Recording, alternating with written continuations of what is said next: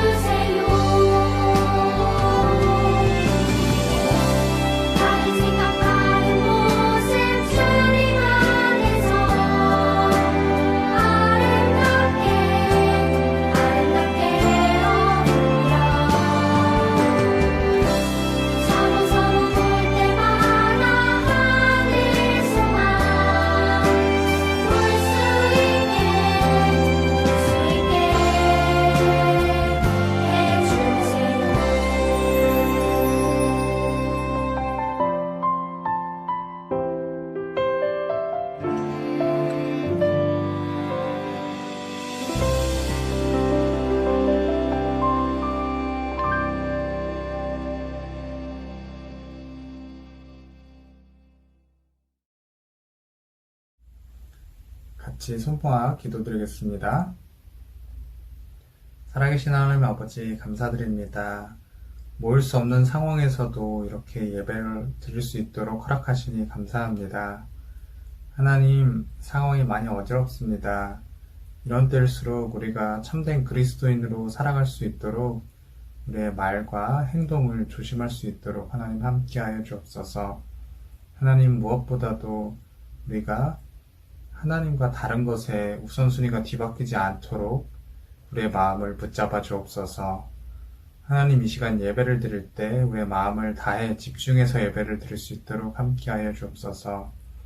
이 시간 목사님 말씀을 통해 우리가 깨달아지게 하시고 그 말씀을 그냥 듣고 흘리는 것이 아니라 우리 마음밭에 심어져서 그 말씀 따라 살아가기로 노력하는 우리 초등부 친구들과 선생님 될 수 있도록 하나님 함께하여 주옵소서.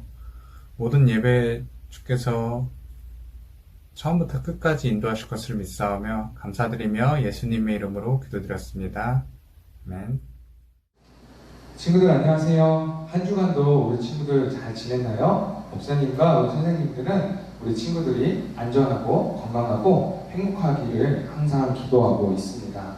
우리 친구들이 늘 건강했으면 좋겠고요. 우리 친구들이 이 시간 예배도 잘 드렸으면 좋겠습니다. 우리가 직접 못 봐서 아쉽지만 우리 친구들 직접 못 보더라도 정말 하나님을 위한 마음으로 이 시간 함께 예배를 드렸으면 좋겠습니다. 먼저 제목 한번 봐주세요. 오늘 제목은 성령의 열매로 자라는 우리입니다. 제목은 뭐라고요? 맞아요. 성령의 열매로 자라는 우리입니다. 좋습니다. 오늘 볼 하나님 말씀은 갈라디아서 5장 22절부터 25절까지입니다. 갈라디아서 5장 22절부터 25절까지입니다. 우리 친구들 성경책을 열어주고요. 우리 친구들은요 어떻게 해야죠? 네, 직접 찾고요. 잠깐 시간이 부족하면 영상을 멈췄다가 성경 찾고 틀어주면 됩니다. 그러면 짧으니까 오늘은 제가 다 읽도록 하겠습니다. 먼저 22절입니다. 오직 성령의 열매는 사랑과 희락과 화평과 오래 참음과 자비와 양선과 충성과 온유와 절제니 이 같은 것을 금지할 법이 없느니라. 그리스도 예수의 사람들은 육체와 함께 그 정욕과 탐심을 십자가에 못 박았느니라. 만일 우리가 성령으로 살면 또한 성령으로 행할지니. 아멘.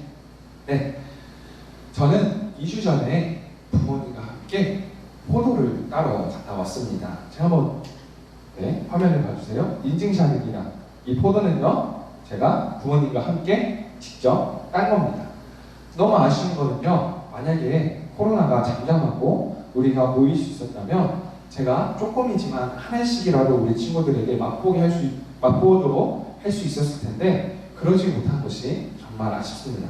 하여튼 중요한 것은 저는 포도를 따러 갔다 왔고 실제로 포도 열매를 땄다는 것입니다. 다음 사진 한번 봐주세요. 네, 이것도 제가 직접 딴 열매가 아니라 이거는 제가 친구들에게 열매를 더 보여주고 싶어서 가져온 겁니다. 이 과일 열매들이죠. 우리 친구들 너무 잘 아는 과일 열매들입니다. 우리 친구들은 어떤 과일 열매를 가장 좋아하나요? 친구들이 가장 좋아하는 과일 열매는 뭐예요? 네, 다양한 과일이 나오는 것 같습니다.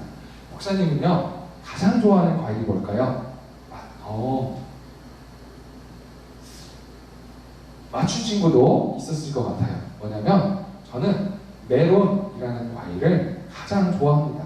정말 메론이 저한테는 가장 좋은 과일입니다.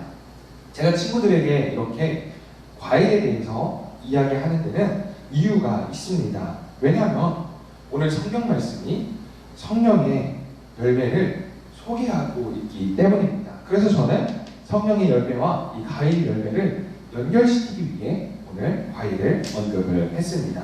자, 화면을 또 한번 봐주세요. 자, 성령의 열매가 이렇게 소개되어 있습니다. 네, 22절과 23절은 이렇게 소개하는데요. 이거를 보기 좋게 제가 정리를 했습니다. 한번 봐주세요. 네, 성령의 열매는 9개입니다. 여기 보이죠? 사랑, 희락, 화평, 오래 참음, 자비, 양선, 충성, 온유, 절제. 하나님을 믿으면 성령 하나님이 나와 함께 하는데 그러면 우리에게는 이러한 성령의 특징이 나타난다는 겁니다. 먼저 첫 번째 봐주세요. 첫 번째 뭐죠? 바로 사랑입니다. 우리 친구들이 너무나 잘 알 것 같습니다. 그럼 두 번째는 뭐죠? 희락? 네, 맞아요. 희락입니다. 그럼 희락은 무엇을 의미할까요? 네, 즐거운 거 맞습니다. 하나님을 믿는 사람들은 즐겁게 살아갑니다. 그런데요, 친구들, 이 열매에서 의미를 깊게 알고 싶으면 한 가지 방법이 있습니다. 어떤 방법이냐면요, 이 9가지 단어와 반대되는 단어를 찾아보는 겁니다. 그렇다면 희락과 반대되는 단어는 무엇이 있을까요? 네, 희락과 반대되는 단어에는 바로 절망이라는 게 있습니다. 슬픔, 절망 해당되겠죠? 자, 그러면 이 이제 우리는 조금 더 풍성하게 해석을 할 수 있게 되는 겁니다. 예수님을 믿고 성령님과 함께하는 우리는 성령의 특징이 나타나는데 그 중에 희락은 어떤 걸 의미하면요, 우린 예수님을 믿기 때문에 희락과 반대되는 말이 절망에 빠지지 않고 이 땅을 살아갈 때 힘든 일이 있어도 항상 즐거워하며 살아갈 수 있다라는 의미가 되는 것입니다. 한번 좀 건드려서 5번째 자비를 봐줬으면 좋겠습니다. 자비는 남을 섬기는 것을 의미합니다. 그럼 이 자비를 가로막는 반대되는 말은 뭐가 있을까요? 이게 한글말이기 때문에 조금 원래 성경말은 의미 파악이 어려워서 제가 알려주겠습니다. 자비와 반대되는 말은 바로 시기심입니다. 내가 만약에 어떤 사람을 시기하면 나는 그 사람을 사랑으로 대우해 줄 수 없습니다. 자비는 남을 섬기는 것을 의미하는데 내가 이 사람이 잘 되는 걸 시기합니다. 그러면 이 사람을 섬길 수 있을까요? 네, 섬길 수 없습니다. 이처럼 자비는 남을 시기하지 않는 것을 의미하고 남을 섬기는 것을 말합니다. 그 외에도요, 이 성령의 열매는 많은 뜻이 있습니다. 저는 사실 이 하나하나 친구들과 나누고 싶은데요, 아직 우리 초등부 친구들은 이 하나하나를 깊이 있게 이해하기는 어렵습니다. 그래서 저는 친구들이 딱 이해할 수 있는 수준이 여기까지만 특성을 이야기하고 이 특성은 넘어가도록 하겠습니다. 바울은 성령님과 함께하는 그리스도인들은 사랑, 희락, 화평, 오래 참음, 자비, 양성, 충성, 온유, 절제라는 이러한 특징이 나타난다고 말을 합니다.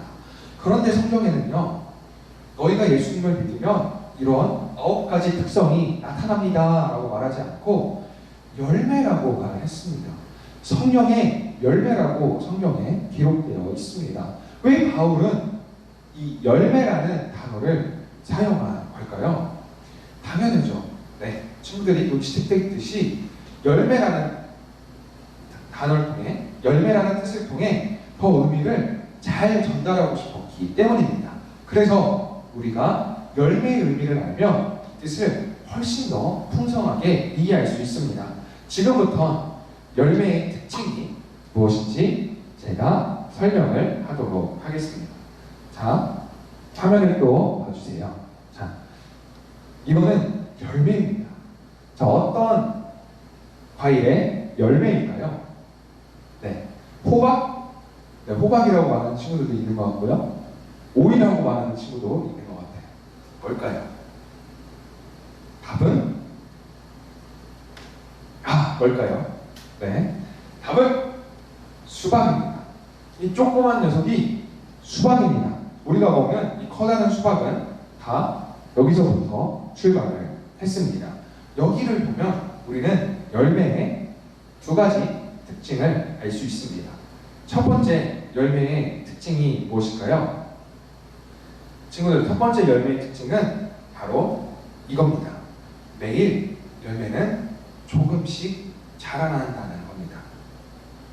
알겠어요? 자, 봐요. 이 열매가 지금 조그맣니다. 손가락 한 2마디 정도 되는 것 같아요. 이 수박이 다음날 자고 일어나면 그대로 익지 않고 엄청 크게, 얼굴보다 더 크게 자라나 있을까요? 아니죠. 하룻밤 잠을 안 자고 해서 변화되는 크기는 그렇게 크지 않습니다. 우리 친구들, 우리도 마찬가지입니다. 이 성령의 특징, 성령의 열매는 하루아침에 자라나지 않습니다. 하지만 천천히 자란다는 것이 바로 첫 번째 특징입니다. 정리하면 이렇습니다. 예수님을 믿는다고 하루아침에 변하지 않습니다. 하지만 천천히 자란다는 특성을 가지고 있음을 친구들이 알아줬으면 좋겠습니다. 2번째는 연결되어 있습니다. 제가 설명하도록 하겠습니다. 친구들, 이번에는 하룻밤을 잔 게 아니라 한 3달 동안을 지나서 잠을 잔 거죠. 3달 동안 잠을 자고 이 수박을 보러 찾아왔습니다. 3달이면 90일이 흐른 거죠. 자, 그때도 이 수박의 크기가 요만할까요? 이렇게 조그만할까요? 아니면 그때는 좀 커져 있을까요? 네, 맞습니다. 친구들, 3달이 지나서 갔는데 수박 크기가 이거와 똑같다면 네, 수박을 먹을 희망이 보이지 않습니다. 절대 그러지 않고요. 수박은 커져 있을 겁니다. 이거와는 다르게 분명히 커져 있을 겁니다. 여기에 열매의 특징이 있습니다. 뭐냐면 반드시 자란다는 겁니다. 지금 반드시 자라는 것이 열매입니다. 그렇기 때문에 우리도 반드시 자라야 합니다. 우리는 성령의 열매가 나타나야 되는데 이 열매는 반드시 자란다는 특성을 가지고 있습니다. 그래서 우리 친구들이 예수님을 믿으면 하루아침에 변하지는 않지만 반드시 자라나고 변화가 되어야 한다는 것을 바울은 이야기하고 있는 겁니다. 자, 이제 친구들 집중해 주시면 됩니다. 거의 다 끝났습니다. 근데 정말 제가 신기한 이야기를 할 거니까요. 우리 친구들 여기서부터 너무 중요하니까 집중해 줬으면 좋겠습니다. 자, 또 화면을 봐주세요.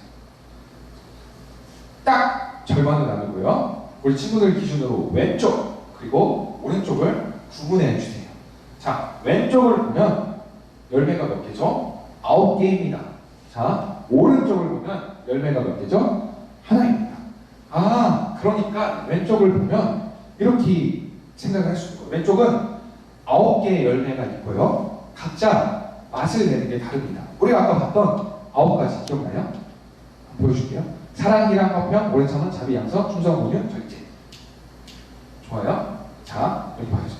자, 여기도 사랑.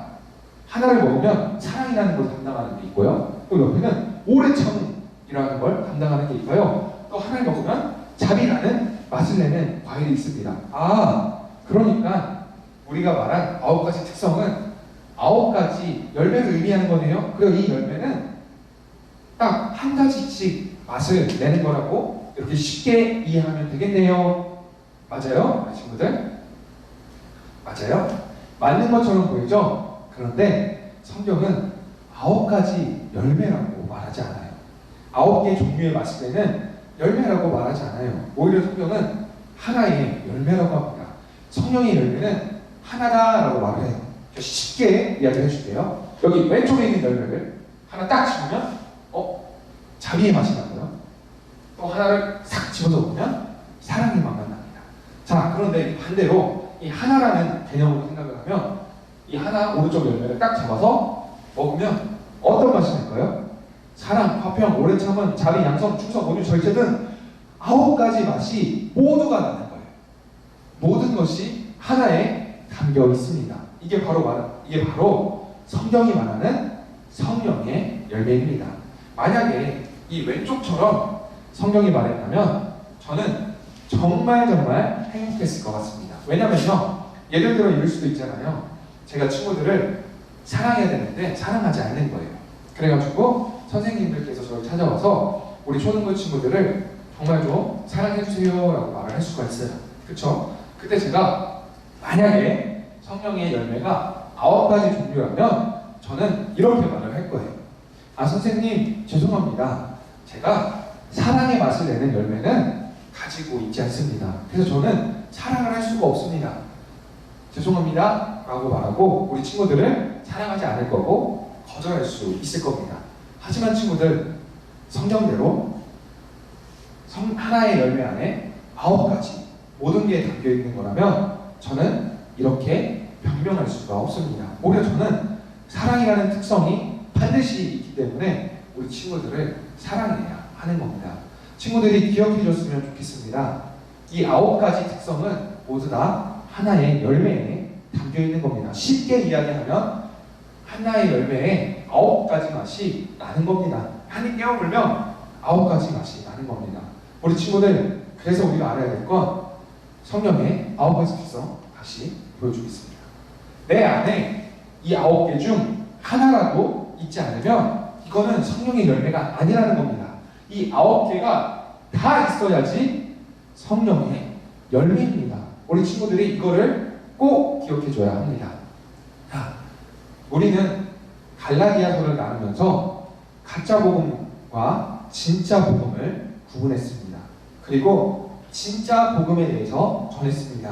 그러면 진짜 복음을 믿는 사람들은 반드시 성령의 열매를 맺게 됩니다. 이 열매는 한 가지인데요, 9가지 특성이 담겨 있습니다. 열매가 한쪽으로만 쭉 자라는 것이 아니라 골고루 자라는 것처럼 우리 모든 9가지 특성은 반드시 골고루 자라나게 되어 있습니다. 친구들, 우리는 바른 복음을 믿기 때문에 반드시 잘할 겁니다. 하루아침에 변화가 되지 않더라도 정말 날마다 조금씩 잘할 겁니다. 우리 친구들이 그 놀라운 순간을 직접 내가 변하고 있다는 사실을 직접 친구들의 눈으로 보고 느꼈으면 좋겠습니다.